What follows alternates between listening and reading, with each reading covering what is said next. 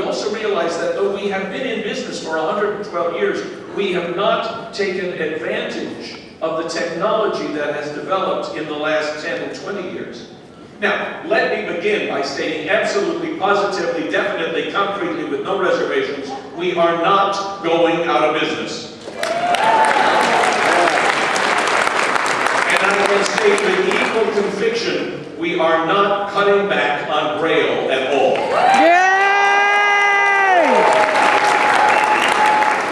I am absolutely convinced of the importance of Braille. I regularly speak about it when I give talks. I have to answer questions.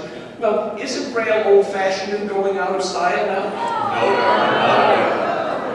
No. If the Xavier Society ends up only doing one thing, it will be producing Braille.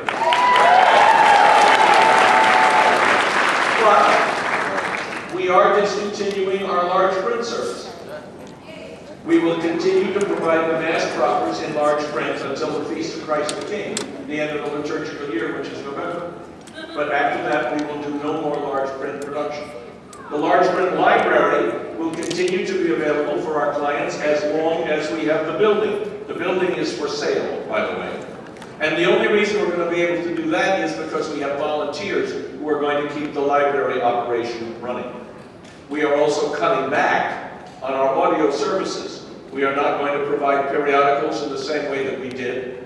We will expand the Catholic Review, but that will only come out 4 times a year. Now, articles, individual articles, will be available through the website on a more frequent basis. But again, much of that operation is only going to be possible because we have volunteers who are taking up a lot of the slack. Now, that's the bad news. The good news is that once the building has been sold, and if you know anybody who would like to buy a building, please come and see me. Once the building has been sold, the money that we receive will be used as the foundation to enable us to reach out more actively and become in more projects involving helping to provide the Word of God to the blind community. We will be much more flexible than we were able to be in the past. We'll be able to cooperate with more other organizations doing more different things in ways that were not possible before. We might even get to a time when we're in a position of being able to help fund projects that we're not ready to do ourselves. Now, you know, as part of this, we've had to downsize. This past year, I have had to tell 9 people that they were no longer employed. It was not one of the great days of my life. 6 of those people together had over 130 years of service to the organization. To lose that experience, to lose that dedication, to lose those skills, and those wonderful people, breaks my heart. But one of my board members reminded me that our mission is to provide the Word of God to the blind community, not to provide employment. Change is not always easy, and that's true for individuals as well as for organizations. And returning to the title of this talk, often enough what we do, the good things that we do, what we have become, what we are, is because we have been inspired. In this auditorium this morning, there are hundreds, perhaps even thousands of individuals whose lives have been changed, who have truly been inspired because of your association with the National Federation of the Blind. Dr. Tenbrook, whom I never met, was an inspirational leader. I've read his writings. Dr. Jernigan, whom I never met, was an inspiration in his own right. And I think the same thing can be said about the man to my left, Dr. Meyer. Yeah! And so I would like to present to you essentially the same challenge that I presented when I spoke to the New York affiliate of the NFB. And it is that we need to be the inspiration for others. We, those of us who are blind, those who have some sight, those who are committed to the ideals of the National Federation of the Blind, no matter what our vision, we must be better at sharing and educating those that we deal with on a daily basis. We have to be better at inspiring others. It's important to reach out. Having a wonderful program is great, but if nobody knows that it's there, it's being wasted. And when you talk to people in communities, you hear about that all the time. Counselors who don't know, agencies who don't know, struggling parents and individuals who can't find the information and referrals and resources that they need. And you can't blame the folks who are searching. You know, it's not a criticism of anybody, but all too often, too much emphasis is put on the program and not enough on the publicity and the promotion and getting the word out that it exists.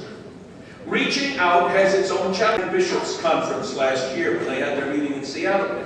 I presented a volume of the Bible in Braille to them, and I had a chance to speak about the work of the Savior Society and to scold them gently about the treatment of blind Catholics in the Catholic Church. And one of the things I told them is that all too often, blind people are invisible. When I first took over this job, there was a Mass at St. Patrick's for people with disabilities. And I called up and I introduced myself, and they said, oh, please come and celebrate. So I showed up at St. Patrick's Cathedral, and there was a ramp they put in so the lady in the wheelchair could get up and read the Gospels, or read the first reading. There was a signer who was going to translate for the deaf, and they even had a deaf choir that was going to perform. Not a piece of Braille in the whole church. Ooh. There were folks with canes, there were folks with dogs. Nothing. They could not take part. In the back of St. Patrick's Cathedral, they have guides to the church, talking about the history of the church and describing the altars and what it's all about. And those guides are in Korean and Mandarin and Swahili and languages I don't even know what they are. You know, right? No Braille. I said that to somebody at the cathedral. I said, why isn't there any Braille for blind people? And they said, well, they're blind. They can't see. They don't need it. I said, no, they need it more than anybody else. Yay, Father! I spend a certain amount of time talking to people just trying to get them to think about being blind and what that means. And it's no, I mean, people are good-hearted and they have good wills. It's not anything evil, they just don't think. I was talking a couple of months ago to a friend of mine who's a priest, has a big parish, and I was calling in because he has no Braille, and he said, well, John, I don't have any blind people in my congregation. I said, are you sure? Sometimes blind people cope so well you don't know they're blind. Or perhaps they've already left because there was nothing here to make them feel welcome. And he said to me, oh, well, I never thought of that. Send me some of your material and I'll make it available in the back of the church, and I'll even put up a big sign announcing that the Braille materials. I paused and I asked him to think about that for a second, and he was embarrassed, you know. Sighted people simply don't think. How many of you have ever been out at a restaurant with sighted people at the table, and the waiter comes up and says to your companion, and what will he have? Yes! Yes! Someone sent me a photo once of several signs, and they were printed signs with Braille written underneath them. The first one said, don't stare into the laser beam. Speak when the light flashes. Remember, this is Braille printed underneath the printed sign, right? Caution, hot glass. Yeah, the sign was printed right on the glass there. Caution, this door opens outwards. Do not stand in front of door. And my favorite was the sign on a piece of sculpture, please do not touch.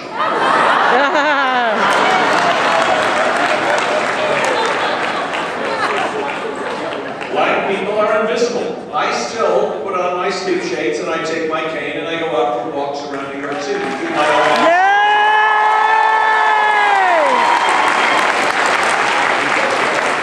And just as an aside, I had promised several people that I was going to do one full day of this convention with my shades and cane on, and that was before I hurt my arm, so please forgive me. I'll owe that to you next year.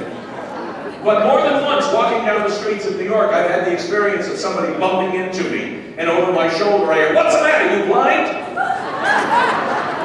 Well, you know, you kind of think the white cane and the shades would give it away. Or dog. My experience is that the blind community is outgoing, friendly. It's a place where people take care of one another. You want to know something around here, you ask somebody. And 16 people will jump in to help. I visit the NFB lawyers chat room, you know, where the lawyers and people interested in law talk. A while ago, some lady came on with a question about a sign that had just been put up in her neighborhood. And she got a number of different answers, all of them serious and helpful and coming from different kinds of experience and points of view. And in about 2 days, the sign